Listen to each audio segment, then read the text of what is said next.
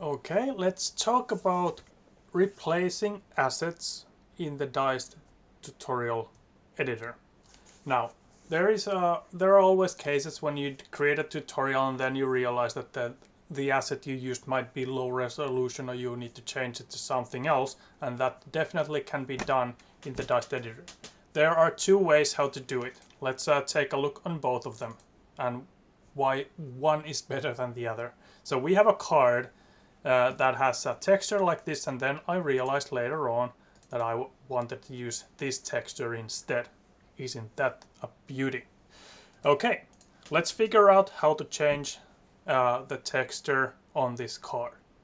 Now, one way of doing it is that once you have moved an object to the library, it's detached from the base library object. So you can have a card with this texture on the library that you can use, and in the scene this is a detached object now from the one in library, and you can swap the texture here to whatever you want.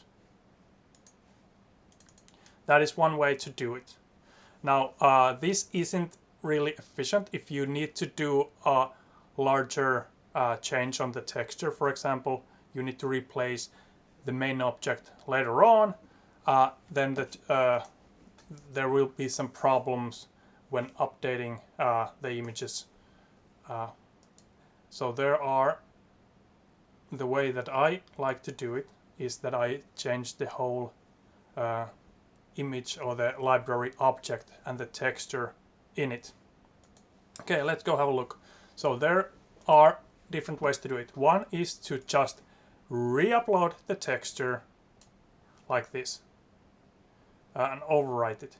Now this isn't really suggested, mainly because the Dized editor works with cache. So when you update it like that, you need to empty your cache and make sure that there are no instances of that texture, otherwise it will not update it here. Even though you're working with the new asset, it loads the old texture from cache and then you won't see the changes. But that is one way to do it, just replace the texture.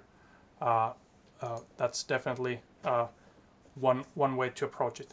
Another way is just to go to the Smart Object Explorer, go to the card that you want to change.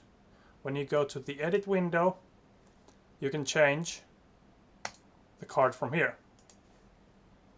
And I will, rather than replacing the texture, I'm gonna rename the new one that I use like that, and then upload it there. And now I have two textures, so I'm gonna use this. Now if I select this and save, you will see what I meant with the library object being detached from the one in the scene. Now this object is updated, but when I go and open the step up, this is the card that I moved a while ago from the library here, and it didn't update. But this card did, since that's a completely new object in the library. So I can have two separate instances. Now if I wanna do a tutorial-wide change so that every step that has this card, this asset, will be updated to this, you will need to go to the card and press update button.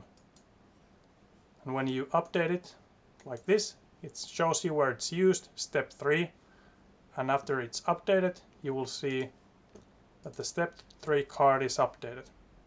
So that is how you can replace textures. If you use, for example, if you build your tutorial using you don't have the official assets yet, you will use something else.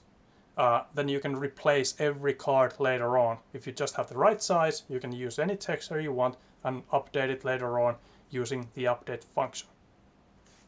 And that is how you can very easily replace textures in objects, in cards, in tokens, in everything you create in the Dized editor.